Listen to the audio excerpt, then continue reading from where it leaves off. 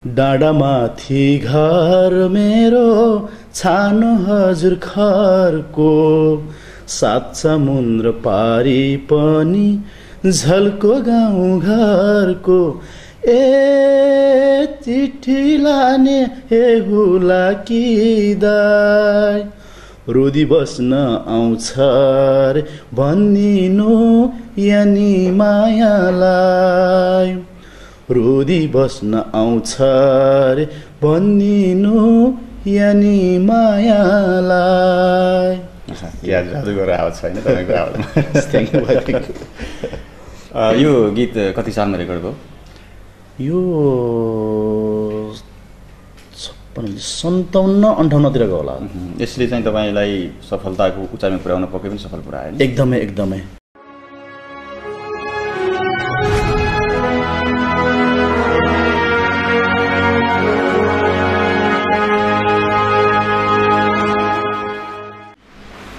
नमस्कार, यहाँहरू सम्पूर्णलाई हार्दिक स्वागत छ।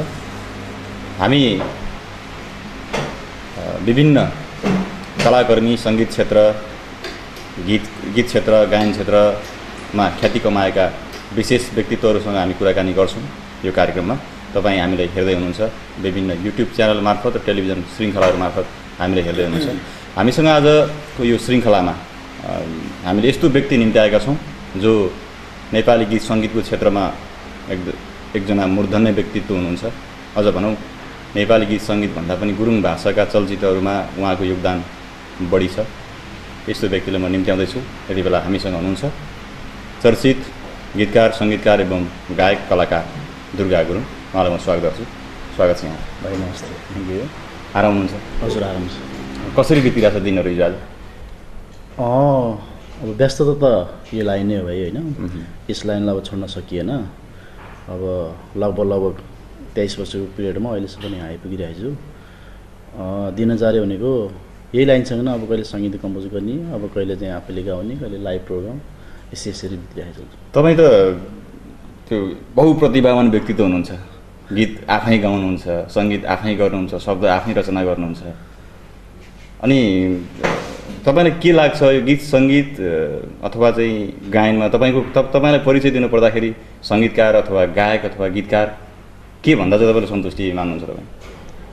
अब भाइले बहुप्रतिभाशाली भन्नुभयो। म वास्तवमा प्रतिभाशाली त होइन, तर यहाँले भनिदिनु भयो, खुसी लाग्छ। तर गरेको मेरो हुन त तपाईँहरूले मैले गरेको योगदान एउटा चाहिँ उसलाई आदर मानेर भन्नुभयो होला। हो, म अहिलेको पिरियडमा मैले अब स्पेसली म भन्दाखेरि म पहिला फ्लुटिस्ट बाँसुरी वादक थिएँ। यो क्षेत्रमा मैले प्रवेश गर्दा मैले एउटा बाँसुरी बजाएर आफ्नो चाहिँ बाँसुरीलाई एकदम पेसागत रूपले बाँसुरीबाट चाहिँ मैले लगभग अहिले पनि दुर्गा गुरुङको भन्दाखेरिमा गुरुङ मिडियाले सोच्ला सङ्गीतकार गायककार, तर हिजोको दिनमा चाहिँ म फ्लुटिस्ट एउटा बाँसुरी वादक थिएँ। बाँसुरीबाट मेरो यात्रा सुरु भयो। बाँसुरी बजाउँदा मैले चाहिँ अब कस्तो भने सङ्गीत यसरी सिक्ने मौकाहरू पाएँ, अनि यसरी दिमाग चलाउने मौकाहरू पाएँ। बिस्तारै मैले अब एरेन्ज गर्न थालेँ, अनि गीत कम्पोजहरू गर्न थालेँ। अनि बाँसुरी र स्वरको चाहिँ एउटा मिश्रण जस्तो भइसकेपछि मैले आफूले गाउन पनि थालेँ। त्यसले गर्दाखेरि म अब अहिले त झन् गाउन मात्रै नभइकन अहिले फिल्मतिर हात पनि हालेँ। एउटा भर्खरै मात्रै रिलिज भएको एउटा जिउँदो लास भन्ने फिल्म बनाउँछु। त्यसमा त हल्का फुल्का एउटा नायकको पनि भूमिका निर्वाह गरेको छु। त्यो हेर्दै जानु होला। अनि त्यस्तै छ। अनि अब अब आएको कामहरू अब जस्तो अब यही लाइन आफ्नो भइसकेपछि मलाई सबै कुरोमा अलिकति हल्का अनुभव भएको कारणले गर्दाखेरिमा अनि मैले गरेको कामहरू फेरि सबै अब दर्शकहरूले अब श्रोताले मन पराइदिनु भएको कारणले गर्दा नै मैले चाहिँ अब त्यो कामहरू गरिरहेपछि दैनिक रूपमा व्यस्तता बढ्दैछ। बाँसुरीबाट चाहिँ तपाईँको सङ्गीत यात्रा सुरुवात भयो। हजुर। बाँसुरी त पक्कै पनि स्कुल लेभलमा गाउँमै हुँदाखेरि चाहिँ बजाउनु भयो होला। हजुर। अलिकति विगततिर म फर्कन मन लाग्यो मलाई। हजुर। तपाईँको पारिवारिक वातावरण कस्तो थियो? गीत सङ्गीतमय थियो अथवा फरक खालको माहौल के थियो? तपाईँ चाहिँ यो बाँसुरीतिर कसरी तपाईँको चासो बढ्यो र पछि सङ्गीततिर कसरी आउनुभयो? अब यस्तो भयो, अब पहिलाको हिजोको दिनहरूमा अब हामीलाई त अब घर परिवारबाट त अब यसरी कलाकार बन्ला, अब यसरी यो गरेर हिँड्ला भने त एउटा चाहना के अरे एउटा त्यो एउटा थिम नै थिएन, होइन? बाबा आमाको जसको पनि अब बाबा आमाको उद्देश्य भनेको नि छोराले राम्रो पढोस् अथवा चाहिँ लाउरे भइदियोस् होइन त्यो किसिमको वातावरण थियो अनि हामी चाहिँ बिस्तारै बिस्तारै अब त्यही त हामी आफूमा नै एकदम कल्चरको धनी अब हामी आफूमा नै एकदम कल्चरको धनी भएको कारणले गर्दा गाउँघरमा अब बाँसुरी मादलहरू बज्दाखेरि छुट्टै आनन्द आउँथ्यो अनि त्यतिखेर चाहिँ अब हाम्रो त्यो जमानामा चाहिँ रेडियोको जमाना थियो अब एफएमहरू पनि प्रशस्त थिएन एउटा रेडियो नेपालबाट चलचित्र गीतहरू बज्ने अब त्यस्तै अब हिन्दी फिल्मको गीतहरू बज्ने अनि त्यसको अलावा हामी त्यो गीतहरू भनेको मोडर्नाइज हो हाम्रो लागि तर हाम्रो आफ्नै गाउँमा चाहिँ लोकल अब चुड्का कौडा घाँटु सुरठीहरू हुन्थ्यो नि त अनि त्यसमा चाहिँ हामीले अब बाँसुरीहरू अब मभन्दा अग्रज दाईहरूले अब साथीले बजाउँथ्यो मादल बजाउँथ्यो अनि त्यो अटोमेटिकली धुनहरू चाहिँ अब हामीले क्याच गर्न थाल्यौँ क्याच चाहिँ बिस्तारै बिस्तारै म बढ्दै गएपछि अब इन्ट्रेस्ट हुँदै गएपछि अब त्यता ध्यान भएपछि अब बिस्तारै बिस्तारै पेसाको रूपमा अङ्ग लियो कति सालबाट अङ्गाल्नुभयो पेसाको रूपमा म लगभग मेरो एसएलसी भनेको मेरो 50 को एसएलसी हो हजुर मैले 50 को एसएलसी दिने बित्तिकै नै रिजल्ट आउट नहुँदै म चाहिँ मेरो मामा घर पोखरा हजुर अनि म त्यो एसएलसी दिने बित्तिकै नै म पोखरा गइहालेँ पोखरा जाँदाखेरि म पिरियडमा के भयो भने त्यहाँ चाहिँ त्यो कल्चर कुहिरेहरूलाई चाहिँ अब लेक साइडतिर ठुल्ठुलो होटलहरूमा यस्तै कल्चर गीतहरू कौडा सालाइजो यस्तो सोरठीहरू गीतहरू गराउँदो रहेछ अनि त्यो हेर्दै गएँ म त्यतिखेरमा साइकलमा हिँड्थेँ लेक साइडतिर हेर्दै जाँदाखेरि एकदमै त्यो मोहहरू बढ्यो भनेपछि मलाई छुट्टै आनन्द लाग्यो बिस्तारै बिस्तारै म इन्ट्रेस्ट हुँदै गएँ त्यो कल्चरतिर झुकाव भएपछि म बिस्तारै त्यता प्रवेश गरेँ अनि पढाइलाई पनि त्यही निरन्तर दिँदै गएँ अनि हुँदा अब यसलाई चाहिँ पेसागत रूपमा नै दिन थालेँ अहिले बाध्यता भनौँ या परिवेशले त्यस्तो बनायो सङ्गीतकारबाट रचनाकार गायक अहिले कलाकार पनि भन्नुभयो म बाध्यता परिवेश अनि आफ्नो इन्ट्रेस्ट अनि अब सबै अब लगाव त्यतातिर भइसक्यो अनि त्यो अब सबैले जुरायो क्या सबैले त्यो जाँदाखेरिमा अनि बिस्तारै त्यो जाँदा अनि घर परिवार पनि अब होइन ल ठिकै छ राम्रै छ अब यसमा अब नाम पनि कमाछ अब दाम त त्यस्तै हो नाम नि कमाछ छोराले भनेपछि अनि घर परिवार पनि बिस्तारै बिस्तारै सपोर्ट हुन थाल्यो त्यहाँदेखि अनि फुल्ली सपोर्ट घरबाटै हुन थाल्यो जन्म फुल्ली लाग्न थाल्यो भनेपछि सन्तुष्टि मिलिरहेको छ सन्तुष्टि छु नै आफ्नो पेसाप्रति हजुर सन्तुष्टि हुनुहुन्छ 50 सालको एसएलसी 50 सालको एसएलसी तपाईँले पहिलो गीत चाहिँ कति सालमा रेकर्ड गर्नुभयो आफ्नै आवाजमा मैले पोखरामा त्यतिखेर रेकर्डिङ गर्ने सिस्टम त एउटा डाँफे कला मन्दिर भन्ने थियो मैले सुनेको अनि एउटा बार सामसुङ बारकी भन्ने स्टुडियो थियो तर मैले पोखरामा रेकर्ड नगरेको म अनि 52 को लास्टतिर म काठमाडौँ प्रवेश गरेँ काठमाडौँ प्रवेश गरेपछि मैले 54 को हारातिर एउटा आँसु नजारा भन्ने एउटा दोहोरी गीत आफ्नै स्वरमा चाहिँ मैले रेकर्ड गराएको थिएँ त्यसमा चाहिँ त्यतिखेरको चर्चित गायिका सूर्य कुमारी गुरुङ दिदी हुनुहुन्थ्यो त्यतिखेर चाहिँ अब अमर बिराइदाईको सङ्कलनमा मैले आफूले गाएको एउटा दोहोरी एल्बम चाहिँ आँसु नजारा भन्ने थियो केही याद छ हजुरले सुनाउन सक्नुहुन्छ अहिले त्यतिखेरको त्यो यादै छैन त्यो त अब धेरै भइसक्यो पछि त्यो फेरि धेरै पिरियड पनि धेरै भयो अनि आफूले कम्पोज गर्न धेरै लाग्यो त्यो अलि स्मरण हुन सक्दैन त्यस पछाडिका कुनै गीत तपाईँको सम्झना भएका गीत एउटा यसो सुनाउन त्यसपछि मैले अर्को एल्बम त्यस्तै लोकदोरी नै हो डाँडाको चौतरी भन्ने निकालेँ डाँडाको चौतरी पछाडि पनि अनि अलिकति लोकपपको अब जस्तो अब ब्यान्डहरूको एकदम प्रतिस्पर्धा जस्तै भयो जस्तो अब ब्रोसिस पोखराबाट आउने मध्यान्न अनि तपाईँको देउराली अब पछि अब नेपथ्यहरू अनि काठमाडौँ आएपछि अब मङ्गोलियन हाट अनि सबै लोकपपको अलिकति छाप हुन थाल्यो ती ब्यान्डहरूको त्यो भएपछि अनि मैले पनि एउटा रोधी गराएँ भन्ने एउटा लोकपप एल्बम निकालेँ त्यो एल्बममा चाहिँ त्यो गीत चाहिँ यति राम्रो पनि भयो रोधी बस्न आउँछ अरे भन्ने अनि त्यो गीत चाहिँ अहिलेसम्म स्मरण छ अनि त्यो गीतको चाहिँ सर्जक भाइले सङ्गीत संयोजन चाहिँ सङ्गीत प्लस शब्द प्लस सङ्गीत चाहिँ हाम्रो मानबहादुर बराल भन्ने भाइ हुनुहुन्छ उहाँको कम्पोज हो तर त्यसमा चाहिँ उहाँ र म सँगै मिलेर हामीले त्यो गीतलाई निखार्यौँ त्यो चाहिँ स्मरण छ त्यो एक टुक्का सम्बन्ध हुन्छ डाँडामाथि घर मेरो छानो हजुर खरको 7 समुद्र पारी पनि झल्को गाउँ घरको चिठी लाने हुला कि दाइ रोदी बस्न आउँछ रे भनिदिनु यानी मायालाई रोदी बस्न आउँछ रे भनिदिनु यानी मायालाई क्या जादुगर आवाज छैन तपाईँको आवाजमा। थ्याङ्क यू भाइ, थ्याङ्क यू। यो गीत कति सालमा रेकर्ड भयो? यो 57-58 होला। यसले चाहिँ तपाईँलाई सफलताको उचाइमा पुर्याउन पक्कै पनि सफल पुऱ्यायो नि? एकदमै एकदमै। त्यसभन्दा अगाडि तपाईँले थुप्रै गीतहरू गाइसक्नु भएको, सङ्गीत गरिसक्नु भएको। तर यो रोदी घर जब बजारमा आयो त्यति बेला चाहिँ लोक पपको माहौल हजुर हजुर अलिक फरक खालको थियो, मान्छेले रुचाउने खालको दर्शक श्रोताले। हजुर हजुर। त्यति बेलाको अवस्थामा गीत सङ्गीतको क्षेत्र लगानीको हिसाबले कति जति खर्च हुन्थ्यो र उठ्ने भनौँ न लगानी उठ्ने सम्भावना त कतिको थियो त्यति बेला? त्यो बेलामा यस्तो थियो तुलमान भाइ, अब त्यतिखेर त एकदमै राम्रो जस्तो लगानी, त्यति धेरै लगानीको ऊ पनि थिएन, तर लगानी चाहिँ एकदम सुनिश्चित जस्तै थियो। किन भन्दा अडियो क्यासेटको जमाना थियो, एउटा रोयल्टी हुन्थ्यो। हामीले क्यासेटमा चाहिँ अब कुनै कम्पनीसँग सम्झौता गरिसकेपछि रोयल्टीमा खाने कि फिक्समा दिने कि भन्ने हुन्थ्यो। अनि रोयल्टीमा चाहिँ तपाईँको दिँदाखेरि मात्रै त्यो अडियोको जमाना हामीले सिग्नेचर गर्नुपर्ने हुन्थ्यो।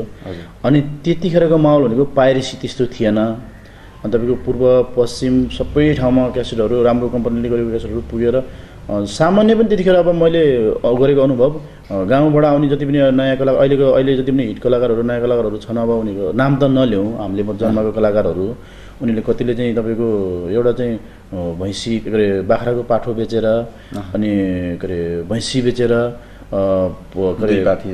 अन्न बेचेर अनि उनीहरू चाहिँ आनन्दले आएर चाहिँ गीत रेकर्ड गराएर अनि जान्थे, बाँच्न सक्ने, अनि त्यो आफ्नो के अरे लगानी पनि रिटर्न नै हुन्थ्यो।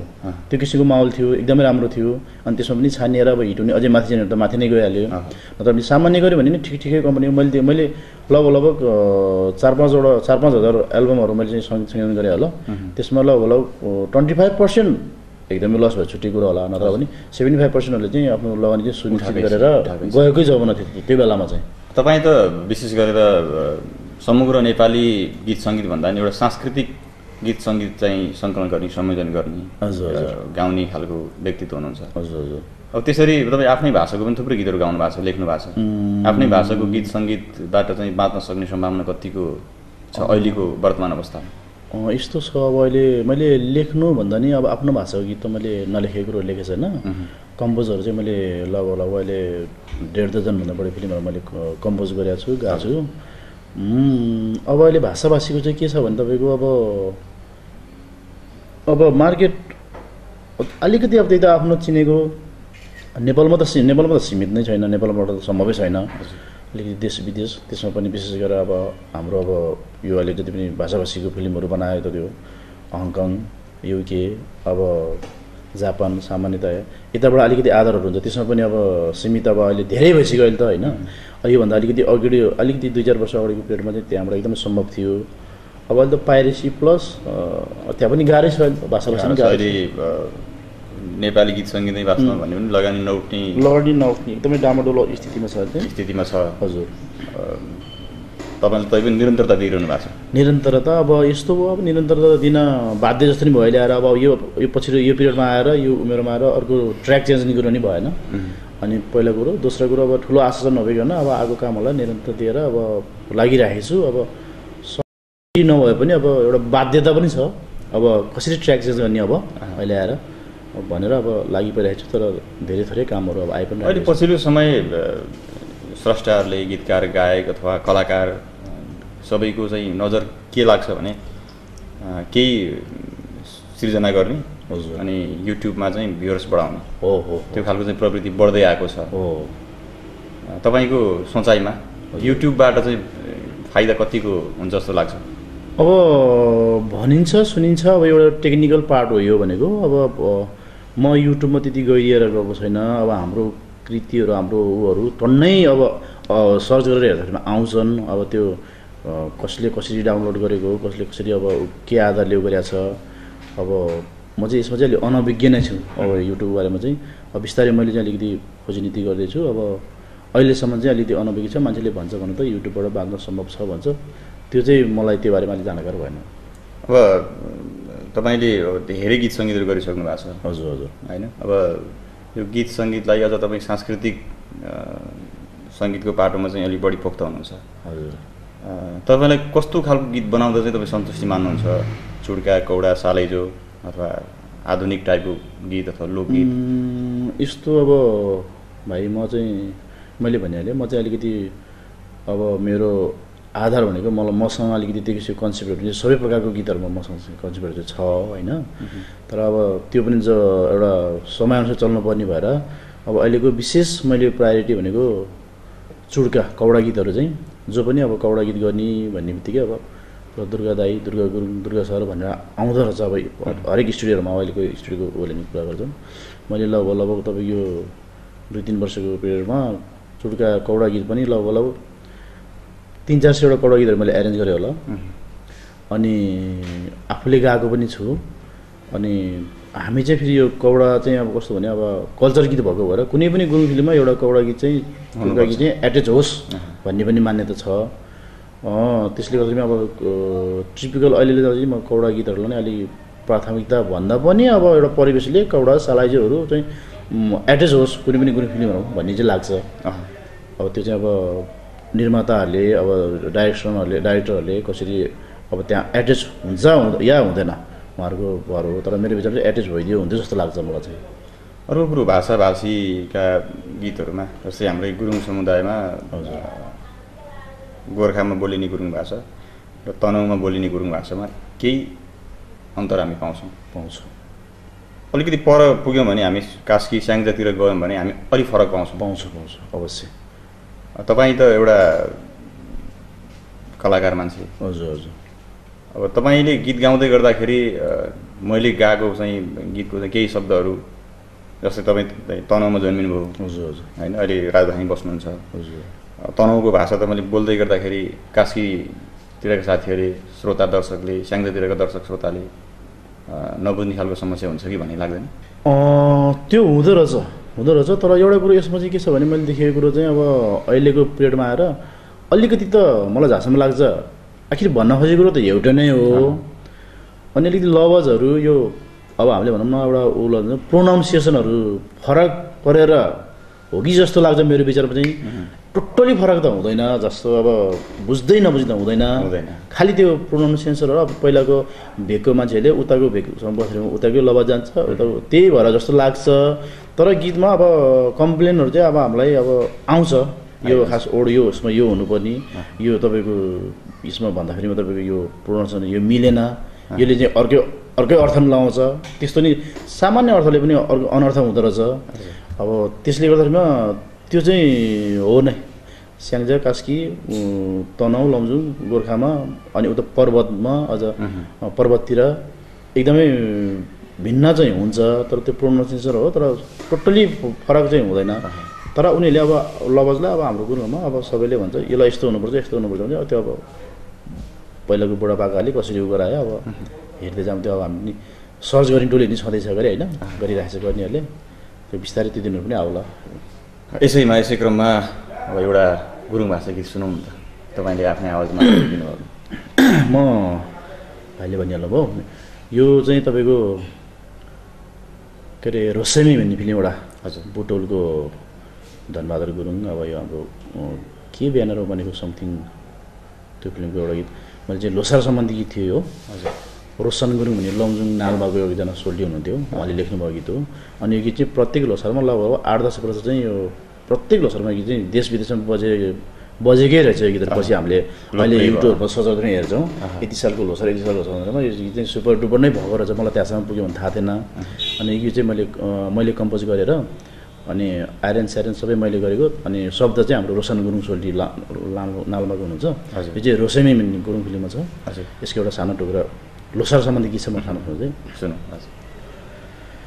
खै मङ्योला पुस 15 खै मुलो सारा हो खै मुलो सारा न्यो तमु में प्रेतसी स्योकैच सिटी ल्यो के सारा हो स्योकैच सिटी ल्यो मे सारा। यो चाहिँ एकदम निकै मिठो आवाज, निकै मिठो राम्रो गीत। पछिल्लो समय गुरुङ भाषामा गीत रेकर्ड गर्ने सङ्ख्या अलिक कम भएको हो कि?